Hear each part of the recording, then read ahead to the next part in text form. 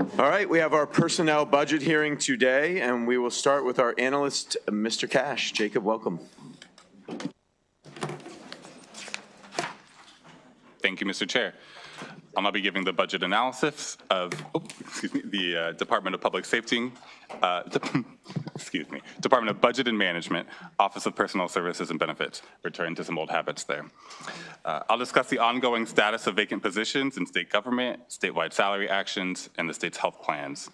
Starting on page 1, the allowance is $258.9 million, and most of the funding in fiscal 26 and 27 will be transferred out of the agency to support state agency salary increases and other statewide purposes. Moving to the performance evaluation on page 5, Exhibit 1 shows the overall state prescription plan spending. Annual committee narrative requires DBM to submit quarterly reports on medical, dental, and prescription drug costs for state employee health plans. In fiscal 2025, DBM missed 3 of the reporting deadlines, leading to the restriction of $100,000 in general funds, pending the submission of the first 2 fiscal 26 reports. DBM has since submitted the remaining fiscal 25 and all fiscal 26 reports on time. However, recent reports dated from January 1st to September 30th of 2025 contain prescription drug data issues due to a change in vendors from CVS Caremark to Med Impact Healthcare Systems. The new vendor reports drug categories differently than the previous vendor, preventing historical comparisons of top cost drugs. Some fiscal 2025 reports also excluded non-top 10 categories, which created a gap in comparing total cost comparisons. So there's 6 months in Exhibit 1 where this is there's a placeholder using the previous reporting amount. The comparisons of historical data have also been disrupted by changes in how the vendors define utilizers. Despite these reporting issues, the data indicate overall prescription drug costs have leveled off somewhat. There was a growth of $4 million from the first quarter of fiscal 25 to the first quarter of fiscal 26, representing 3%. And that's lower than the 12.5% that we've seen annually since 2022. On page 7, I'd point out a few plan deficiencies totaling $40 million. $30 million is backfilling overstated savings from the Government Modernization Initiative, which I'll be discussing later. Another notable deficiency is $1.8 million in general funds to backfill unused CEF special funds for the same purpose that weren't used due to billing mistakes. DBM has since stated that they would rectify the billing errors moving forward.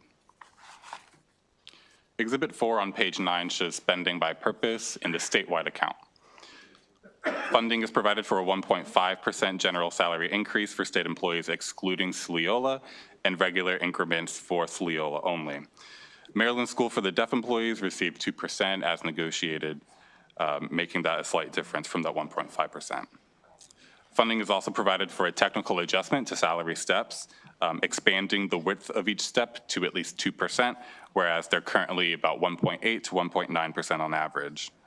Annual salary review funding is also provided for 47 classifications, mostly 1 to 2 grade level increases for employees in the Department of State Police and the Department of Health. Most salary schedules are affected, excluding law enforcement. Salary funds general funds are also provided for public safety recruitment and retention bonuses, as well as CEF special funds that are set aside for electric vehicle purchases.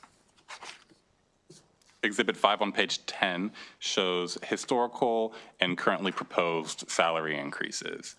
From fiscal 2019 to 2026, most employees have received salary increases and salary step increases equivalent to approximately 35%.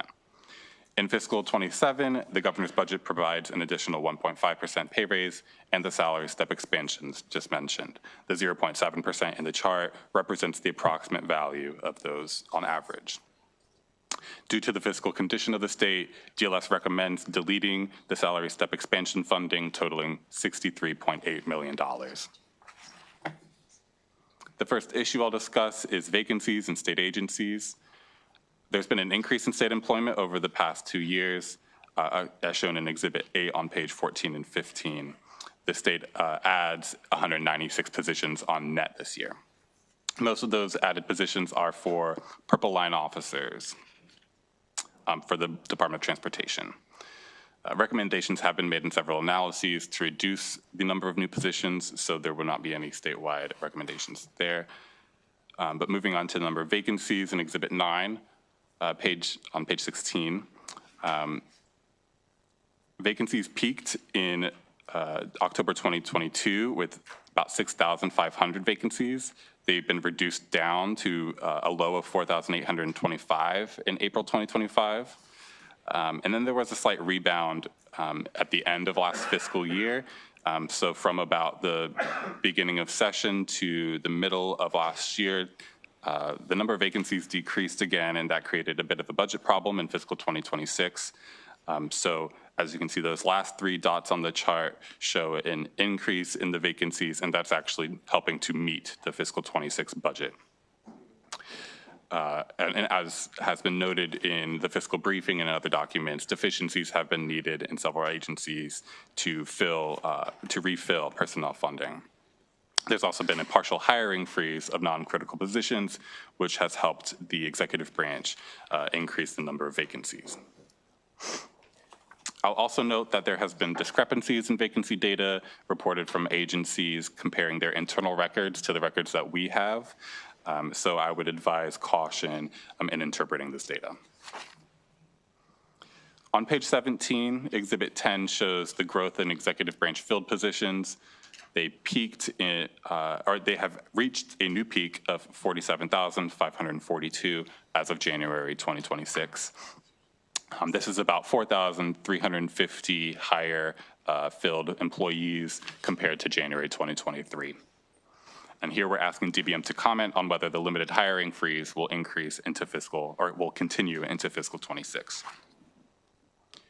Issue number 2 begins on page 19. This is about retiree prescription drug coverage. The state terminated prescription drug coverage for Medicare eligible retirees effective January 2025. Moving these costs and revenues to the federal government. That saved about $90.7 million in total funds across fiscal 25, which is about half a year of savings. And so that's expected to continue into the future at twice that rate. About 50 million of that was general funds, and that matches what was budgeted. Part of the transition also included the state setting up health reimbursement accounts for out-of-pocket expenses for those that are Medicare Part D eligible. And the state has used Senior Prescription Drug Assistance Program funds, or SPDAP, to support those costs. So using about $3 million each year. And last year in the BRFA, that was authorized to be used permanently. That funding was not brought in fiscal 2027, so DLS is recommending to reduce general funds in the Department of Public Safety and Correctional Services by $3 million to then bring in a budget amendment of $3 million in special funds from the SPDAP to replace that. And that would provide $3 million in general fund savings. The third issue I'll discuss is state's health insurance plan beginning on page 20. Medical premiums for most members increased by 5% for the 5th straight year. Medical costs grew by 10% in fiscal 25, and they're projected to increase by 9% in fiscal 26 and 7% in fiscal 27. Prescription drug costs have decreased by 34% in fiscal 25 due to the Medicare Part D transition, but they are expected to increase by 8% fiscal 26 and 12% in fiscal 27. So here DLS is asking DBM to comment on the factors leading to those projected increases. The final issue I'll be discussing today is an update on the Government Modernization Initiative. Exhibit 13 on page 23 shows the reported initiatives and associated savings. The state has contracted with Boston Consulting Group, which will receive 20% of all identified savings, up to $15 million in total. That would be if they reach the contracted maximum of $75 million in savings. They have up until November of 2026 to find all of these, so this is only a progress update. The contract is fully funded through federal funds from the American Rescue Plan Act. I will mention so that award will not be from general funds, it will be from federal funds. So $50 million in anticipated savings was built into the fiscal 26 budget. But as I mentioned at the outset of this presentation, $30 million was backfilled in this budget because they have not been able to meet those totals. As of January 26, the Boston Consulting Group identified about $35.2 million in fiscal 26 savings in total funds. Largest savings category was benchmarking of prices for purchased goods and services. So by comparing industry and peer state pricing, the state negotiated better rates for items such as food services, software licenses, radio services, and office supplies. In some cases, agencies were paying different amounts for the same goods, prompting standardization of pricing across agencies and aligning those with the lowest available rates. The state's purchasing power was also used as leverage, and some savings from this are assumed to be recurring, although that has been not been fully determined. And so DLS is asking DBM to identify any recurring savings associated with those new contracts that they have negotiated. A substantial share of the identified savings comes from changes to the state's vehicle fleet. This government modernization initiative paused 196 of 538 total planned vehicle purchases, which generated $8 million in savings, one-time savings. And they also adjusted approvals based on utilization rates and the optimal replacement timing. So this was not. So this was thought out about which vehicles to not purchase. Additionally, the state identified excess vehicles for disposal and began selling them via auction. An estimated 520 vehicles, or about 5% of the vehicle fleet, are expected to be sold this fiscal year. Those sales are expected to generate about $2.2 million in one-time revenue and $0.8 million in recurring savings from the avoided maintenance costs. Further savings of $1.3 million were achieved by using predictive analytics to select the lowest cost vendors for fleet maintenance services. Some of these reforms may produce ongoing savings, but not all of the recurring impacts have been fully quantified. Additional confirmed savings stem from communications and technology efficiencies. The contractor did a 2-month validation test identifying unused or underused landlines, which led agencies to eliminate about 50% of them, producing recurring savings between $1.4 to $1.7 million in total funds. Similarly, about 20% of cell phone lines were found to have minimal usage, and they were discontinued, with about $500,000 in recurring savings. This initiative also extended laptop replacement cycles. Some agencies were operating on a 3-year refreshment cycle versus a 5-year refreshment cycle. So moving to that as a standard resulted in $1.5 million recurring savings. And then further savings of $1.5 million were achieved by standardizing the specifications that agencies were allowed to require for those laptop purchases. Here, DLS is asking to adopt committee narrative, requesting a report on the government modernization initiative, detailing the initiatives implemented, the savings achieved, and the incentive payments that they have paid to the vendor, including the fund sources for the including the fund sources, as well as differentiating between one-time and ongoing savings. Recommended actions are listed in full beginning on page 25 and in summary on pages 2 to 3, but that concludes my presentation, and I'm happy to answer any questions you have. All right, thank you, Mr. Cash, for the excellent presentation. Any questions for the analyst? Okay, thank you, sir. I think our secretary is still under the weather, but is still going to join us via Zoom. Secretary Weissman, congratulations in person on your confirmation and welcome. Appreciate that. Mr. Chair, can you hear me? Yes, we can hear you. Good to see you. Thank you, and thank you for your well wishes yesterday.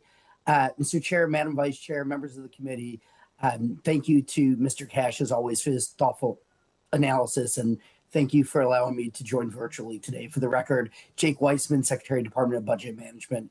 I'm proud, hopeful to be joined at the table by Deputy Secretary Mark Cole, our Chief HR Officer, Neil Desai, and our Director of the Employee Benefits Division, Christina Kaminsky. I'll go through the responses to the DLS analysis as well as the DLS recommendations, and then we're, of course, happy to take any questions. Concerning the medical, dental, and prescription drug costs on page 7 of the analysis, we thank DLS for the recommendation to release the $100,000 in funds. DBM has worked with our new PBM, MedImpact, and modified the reporting to more closely align with that provided by CVS. The revision was finalized and provided for Q1 of FY26 on January 15th, 2026. Concerning the DLS recommendation on deleting the step fix on page 10, DBM respectfully disagrees with this recommendation. In conversations during my short time here, this issue has emerged as a longstanding issue of inequity that has existed for years and which this administration is determined to address. DBM is committed to continuing to make progress. State and labor representatives in the 2024 Salary Competitiveness and Pay Equity LMC. We understand the need to continue to identify areas of cost containment and appreciate both DLS and this committee being fastidious on safeguarding taxpayer funds. However, the state has negotiated these increases in good faith with the representatives of bargaining units during the recently completed negotiations. We value our state workforce and feel strongly that this provision should not be modified. Concerning the question on vacant positions on page 17, at present, the administration does expect to continue the limited hiring freeze into fiscal year 2027. Concerning the DLS recommendation on funding of the retiree health reimbursement arrangement on page 20, DBM concurs. It sounds from Mr. Cash there that the reduction will be taken from DPSCS, and we will include an item in our next supplemental budget to bring in the funding from the SPDAP. Concerning the increases in state health insurance contributions on page 22. As you are all aware, Maryland, together with every state in the country, is seeing increased healthcare costs and utilization. We have seen year-over-year increases in the cost of treating patients driven by inflation, high utilization, and new treatments. Specifically, the state has seen increased utilization of outpatient hospital, physician, and emergency room services. In addition, pharmacy costs are being driven by new medications entering the market and a more than 15% increase in the number of prescriptions filled. All of these factors have increased the trend in medical expenses from 6 to 7.5% annually, and the trend in pharmacy costs from 10 to 12% annually. The final factor driving the increase in state agency health insurance costs as compared to the prior year is the utilization of the prior year fund balance and the annualization of the discontinuance of Medicare eligible prescription drugs, which offset increases in FY26 agency costs. Concerning the questions on the government modernization initiative savings on page 24, DBM concurs with the DLS recommendation on committee narrative, though we would like to clarify the requirements of the report with DLS before the language is finalized. Concerning the DLS recommendations, I've addressed recommendations 1 to 2 before, and I want to note that DBM concurs with DLS recommendations 3 through 11. Thank you, and with that, we're happy to take any questions. Thank you, Mr. Secretary. Any questions for the Secretary or Mr. Nicole or his team? Telly Ruff. Thank you, Mr. Chair, and great to see you, Mr. Secretary. I hope you feel better as soon as possible. I want to say I'm encouraged by your position on the DLS recommendation to eliminate nearly $64 million for step increases for our state workers. And I just wanted to ask, the DLS analysis references the state salary study that recommended that we rely more heavily on predictable step progression as a tool for recruiting and retaining employees. And somehow that doesn't, to me, kind of line up with their recommendation. And so I would assume you agree with that study and that if predictable salary progression is the strategy we need, how would removing those step increases not directly undermine our goal to retain our workforce? I appreciate that, Delegate, and that's exactly it. What we've seen is some of our state employees receive a smaller step increase than others, which creates an inequity within our system, right? This was something that was discussed a lot in the 2024 discussion. It is financially arduous to fill that entire gap in 1 year, which is why this $64 million is the first step of what will ultimately be a 3-year phase-in to get to the fact that all of our state employees will then have their step increases be the same amount. And so if we are going to do a better job at retaining and recruiting employees, we have to have that predictability in there, and we have to have that equity in there. Understood. Well, like I said, I was encouraged by your response. I was definitely wondering where you would fall out on that. I also would encourage the department to, look at the written testimony of some of the unions that support our state workers, specifically statements about focusing on addressing the state's reliance on contractual employees as a way to potentially mitigate our economic concerns. So thank you very much for your service. Feel better very soon, and thank you for your position on this. Great. Thank you, Mr. Secretary. Any other questions for the Secretary? All right. Feel better. I know you'll stay on and listen to our witnesses, but we'll let you go off the Zoom. You can watch it on the YouTube. Thank you, Mr. Thanks. Chair. Thank All you. right. Thank you. We do have, good to see you, Mr. Nicole. Thanks for being with us. Thank you.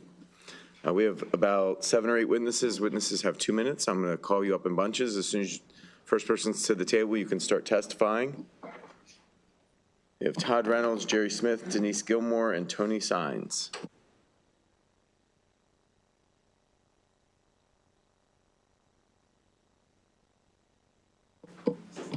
Denise, do you want to start? And we'll give, we'll let you, because I know that you are sort of representative of the employees, we'll give you a little more than 2 minutes if you need it, okay? Appreciate that. Yep. All right. Good afternoon. Denise Gilmore here on behalf of AFSCME Council 3. If I can, just take a quick moment and recognize the AFSCME members here who are here on their own time. If you could stand up. I know they've been here all session. We appreciate you being here on to fight for state services. Appreciate the last question. I just want to acknowledge that. Look, whenever we go to the bargaining table, we fight for cost of living increases that keep up with inflation. We fight for yearly step increases. We think that is incredibly important to retain and hire state employees. We know this committee acknowledges that. You took leadership in 2023, in January of 2023, on our efforts to rebuild state government. I just want to really highlight how expensive it is not to invest in personnel. In fiscal 25, state employees worked 6.7 million hours of overtime, which cost the state nearly $350 million in overtime costs. You're going to hear more from our members on the toll that that has on their families, on the services that we provide. You also see this in the waiting lists that get accumulated, the caseloads that get accumulated. In some instances, for instance, in the Department of Health, we see that this leads to fines in trying to get into our facilities. We think that making these investments into our personnel, not contracting out services, are ways to save money. We are engaging with both our agencies, with the state, on trying to find ways to save costs. But I can't underscore enough that it's short-sighted to ask our folks to cut year in and year out from their own personal budgets instead of really investing in our personnel. We are spending more on the back end by asking them to make these sacrifices. I know that to scale, because we have many state employees, it looks like a hit on the budget, but really making these investments on the forefront will, in the long term and in the short term, save money for the state. And it's incredibly important that we are keeping pace with inflation. I think about, and this will be my last point, outgoing Treasurer Nancy Kopp, I think, summarized this the best. She was the one that really highlighted the importance of making sure that we stay on par with our, COLAs and do these yearly step increases so that we don't get into this huge hole where we try to do catch up. It is the right thing to do fiscally, not just for our state budget, but also for our state employees. So thank you for your consideration.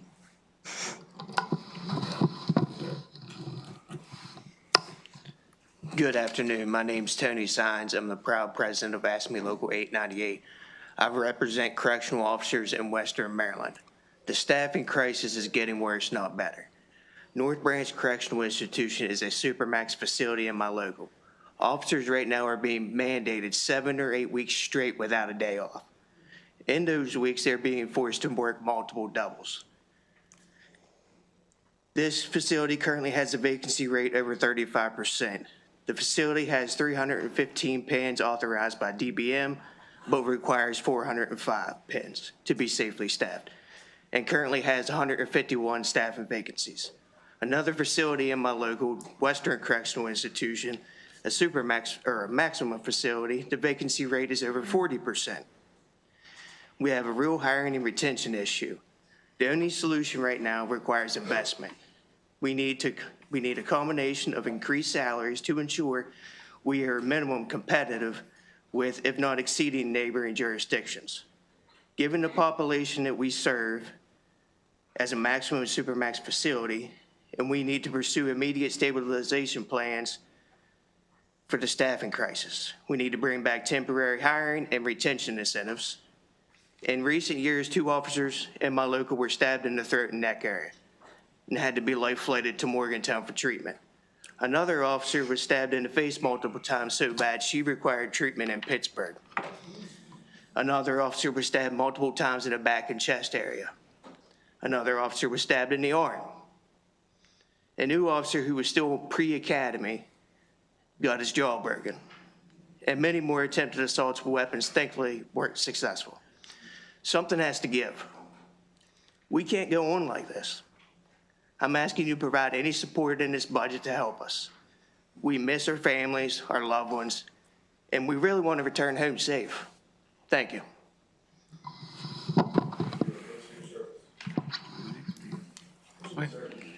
Yes, good afternoon, Chair Barnes, Vice Chair Kaiser. My name is Todd Reynolds. I'm the political coordinator for the American Federation of Teachers in Maryland. AFT is the state federation for 3 state employee unions that engage in collective bargaining with the governor's office. Maryland Professional Employees Council, you'll hear from Jerry Smith, president, in just a second. We also represent the healthcare workers at AFT Healthcare. Those are state employees in Unit E, as well as the faculty and staff of the Maryland School for the Deaf. We're here to support the governor's budget and our collective bargaining agreements, and we're call on you all to reject the DLS recommendation to back out of those agreements. We submitted written testimony, so let's highlight a few things. The DLS recommendation to eliminate the negotiated changes to the state employee general payment plan would impact members in all 3 of our units, MPEC, Unit G, AFT Healthcare Unit E, and it would impact some folks at Maryland School for the Deaf. There are 6 registered nurses who work at the infirmary who are on the general pay plan who would be impacted by that provision. These agreements are the product of a lot of hard work and determination to land on a deal that's best for our employees and residents of the state we serve. That 1.5% raise given to state employees and 2% for everybody else at Maryland School for the Deaf were part of a trade-off that included widening the steps, the pay scale for workers. To remove this component from our agreements is patently unfair to our members, state workers, and the bargaining process writ large, which depends on good faith negotiations to reach an agreement. I would be remiss if I didn't mention that we don't get everything in bargaining. The freezing of steps persistently is a problem for all of our unions and all state employees, and the reliance on those contractual workers is really degrades the workforce as well. I mean, at School for the Deaf, there are teachers there have been teaching there as contractual for 9 years, and those employees are supposed to be permanent employees, but not at this point. Again, we'll just call on the legislature to reject those DLS recommendations and honor our agreements. Thank you.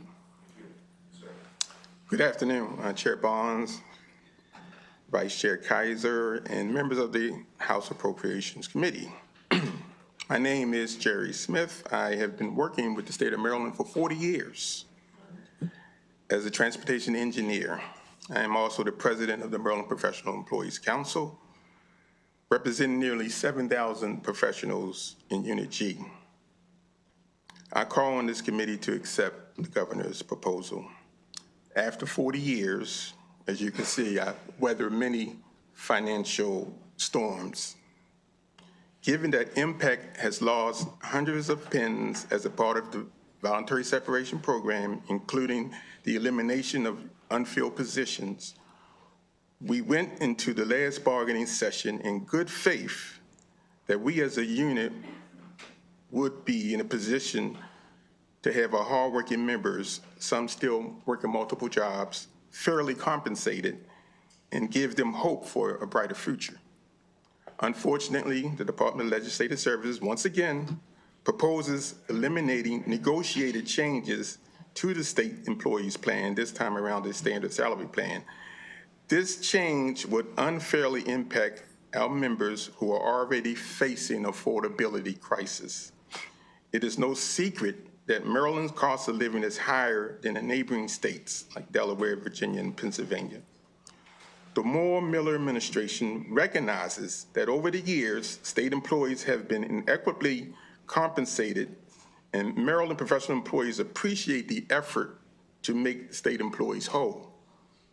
Given the financial difficulties of the state, we agreed to a relatively, compared to neighboring jurisdictions and states, small COLA this year, and to forego our annual steps, salary steps, under the understanding that the general salary scale would be adjusted. The Department of Legislative Services has proposed eliminating the provision of our agreement arrived through good faith bargaining with the governor of adjusting those steps to the salary scale. I also want to add that under the last administration, state workers went 7 years without any increments. Though the efforts have been made to make these adjustments, this Moore-Miller administration, we still find ourselves behind double digits compared to other jurisdiction comparable salaries. So this is why it's so important that we do not fall back into the pattern of freezing steps because of budget crisis or deficits, because you know there will never be a perfect time. We all know that. There will never be a perfect time. So I called on this committee to approve the governor's plan for the proposed increments or flattening of the scale. Thank you. Thanks for your advocacy and the work you do on behalf of working men and women in the state of Maryland. Any questions for the panel? Yes, sir. Delegate Heimbaugh. Thank you, Mr. Chair.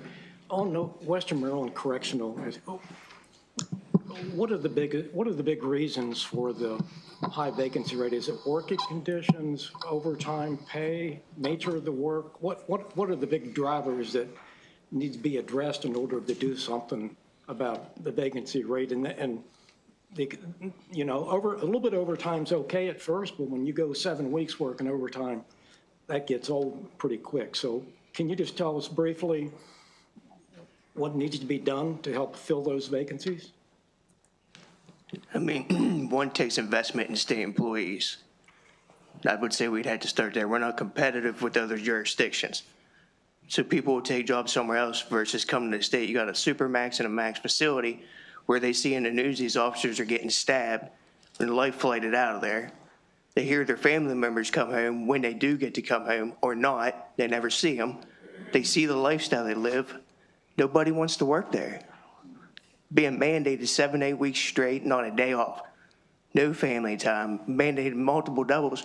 I mean, who would want a job like that with a salary that's not even competitive? We really got to invest in state service. I mean, the vacancy rate, the secretary wants to say is 8% in this state, and I call it a lie. I can show you what my vacancy rates are. Okay, thank you, Mr. Chair. Thank you. Thanks for the question. Delegate Tolles. Thank you, Mr. Chair. Really quick, can you just say for the record, what are some of the jobs that have been contracted out through the state? Thank you. Yeah, I appreciate it. And you're going to hear from a few more of our members. You can move the microphone. Yeah, sure. And you're going to hear from a few more of our members. You know, they often start with the lowest paid jobs, unfortunately. You know, we see a lot of our maintenance positions contracted out. We see a lot of our security positions contracted out, dietary positions, janitorial housekeeping positions contracted out.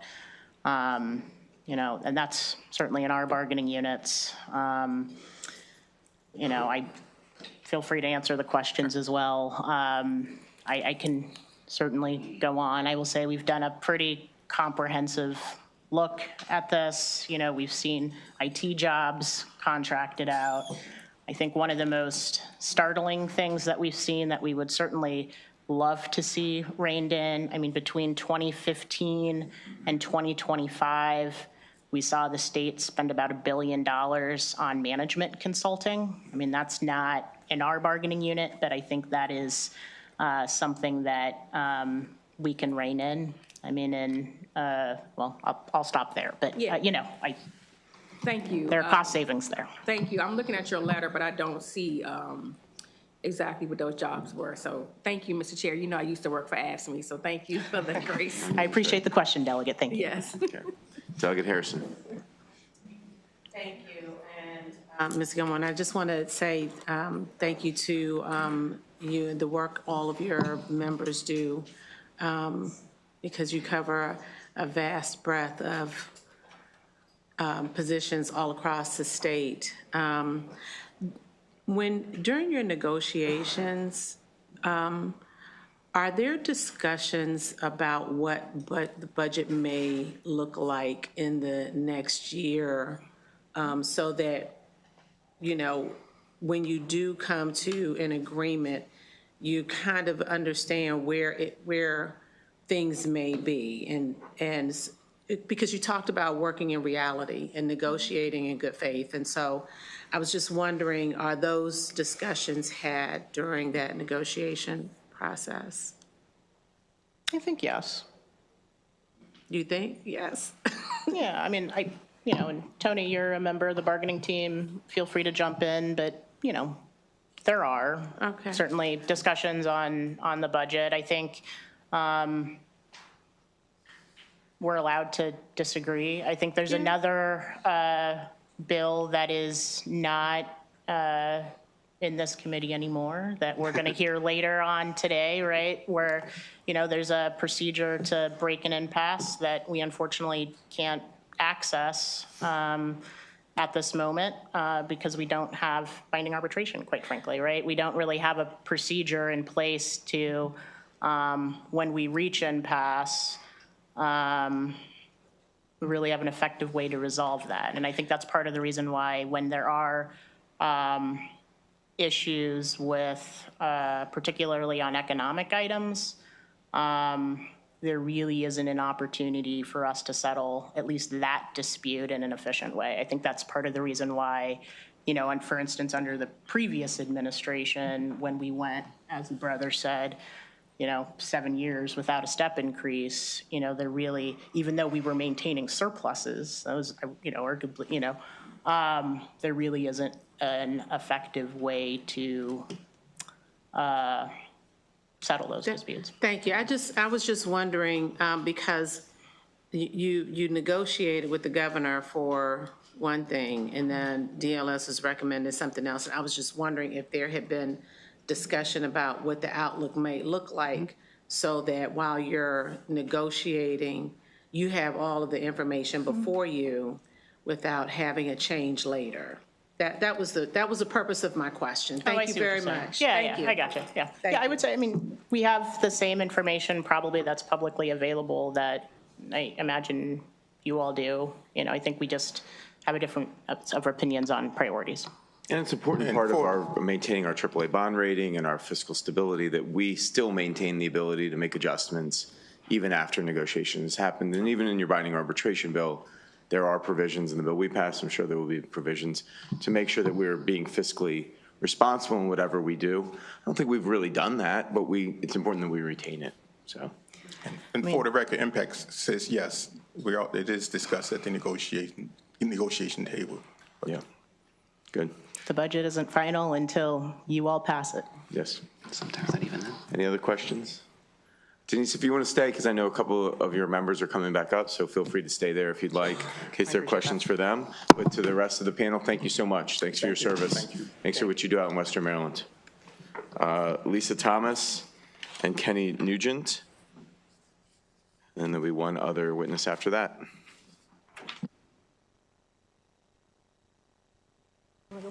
No, she can. Okay, fine. Good afternoon, Mr. Chair, delegates. My name's Kenny Nugent, and I'm a member of the AFSCME Local 631. We represent state employees in the Metro Washington, D.C. region. For me, the last 13 years, I've worked with the State Highway Administration in Gaithersburg. First started, we were fully staffed. We had around 35 workers. Now we're down to 25 workers, of which 19 are operators, the drivers that actually get out on the road. Having fewer qualified, experienced staff means that we can't handle the customer complaints in a timely fashion that come into our facility as we used to. Here's what I've observed as I've seen our numbers go down over the years. As our seasoned drivers retire, our pens get taken, the vacancies aren't filled, and this work is replaced by contractors. These contractors do the work we used to do. The state chooses the lowest bidder, and then we're asked to go behind them and clean up the work that they are lacking in. We then go to keep these pens open. Our pens are hard to fill and retain because of low and uncompetitive pay. The wage gap between us and our neighboring county employees in private sectors, we're now simply a training platform for the individuals coming in. People come in, get training through us, and move on to Montgomery and Prince George's counties because of better wages and better salary, competitive increases, annual step increases. We don't feel valued as essential employees. We're the snow operators and maintenance crews that maintain your highways during the winter. This past storm, I worked 3 days straight. During that storm, we got conflicting emails in regards to essential pay. All right. At which point, out of that, we only ended up getting one of those days as far as the double pay. Most of my coworkers were pretty much unhappy with the way it came out, as well as myself, because after a long session such as that, you're exhausted and you feel unappreciated. The last 2 years, inflation has been nearly 3%, but the COLAs haven't kept pace. That makes it hard. I live in Montgomery County, and the prices of everything around me keep going up, but not our wages. I ask that you please support this bill. Thank you. Thank you. Thank you for your state service,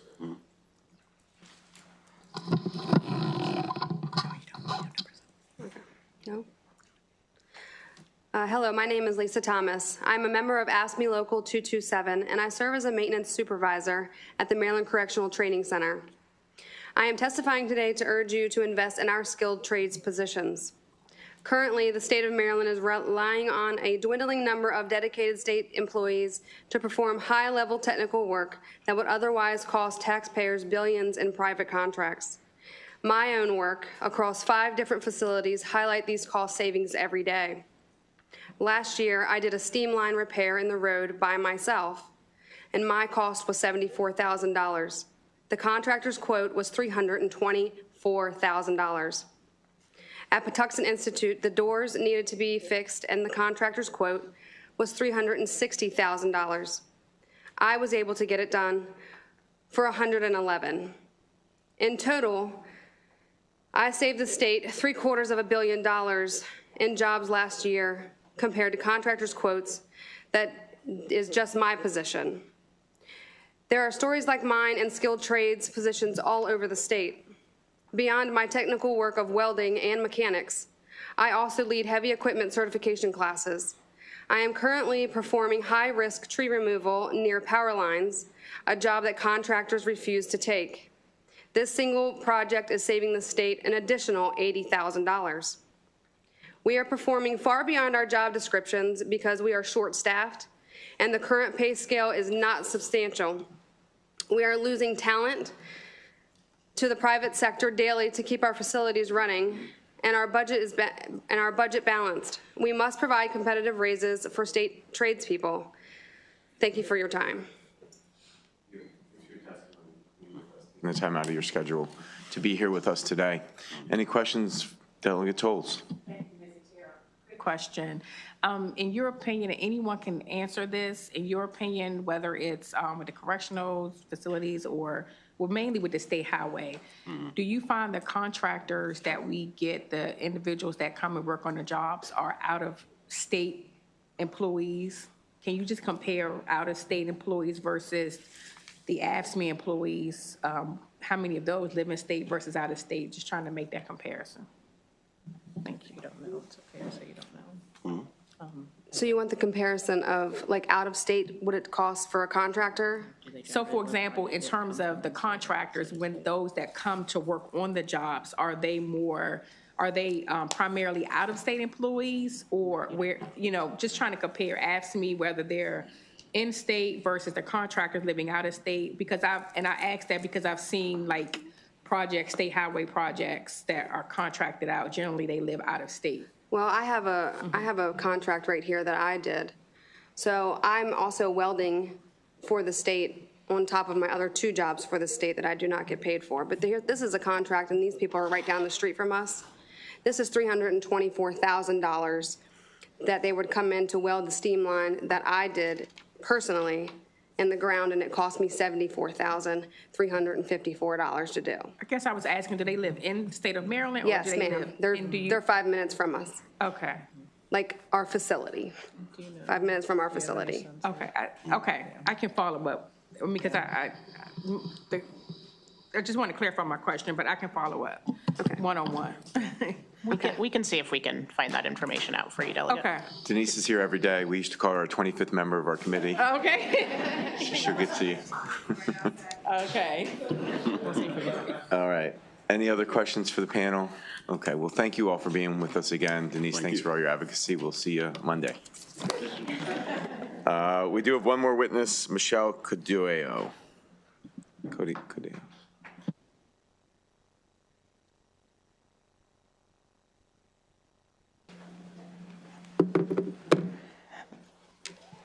Thank you, Chair and Vice Chair and committee members. I'm Michelle Kennedy Quadio. I'm a Scottish Kennedy, and that's a West African name. I have a son who's been at ECI for 9 years. President Jamesina Green sends her greetings, Reverend Jamesina Green. Her son's been in ECI for 19 years, and we have a whole network of sons and daughters that have been living behind the walls in state prisons. We are in a crisis. And I can tell you that a mother's cry is vocal. We are vocal behind the scenes. We're going to be vocal publicly. If I looked at the $225 million that we spent in overtime, and it averaged previously $200 million, and I divided that by $63,000, which would be a bump of an increase and benefits, and I multiplied that number times 2,500, which is the number that we are short on correctional officers, that comes to $162.5 million, which is under the overtime that we're spending. I can tell you the effect of this overtime on correctional officers and their families, but also on our incarcerated loved ones. My son spent, during the extreme heat, 23 hours out of 24 hours behind the walls. There's no air conditioning. How people live under those conditions, I don't know. But I can tell you the mothers and family members that are impacted by this, it's outrageous. We have written to the governor back in August, and we wrote to the governor again in December, alerting and alarming this critical situation. I said that we don't want to repeat the case of New York State. We had the same conditions in New York State that we have right now that we're crying on the alarm on now. And what happened was you had 4 or 5 prisons striking. They lost 2,000 when the governor ordered these people back to work because they didn't look at the conditions we're heralding today. They lost 2,000 correctional officers. To date, the governor has not been able to re-employ 2,000 correctional officers that are needed. So this is a public safety crisis. If you don't care about humanity, let's talk about the numbers.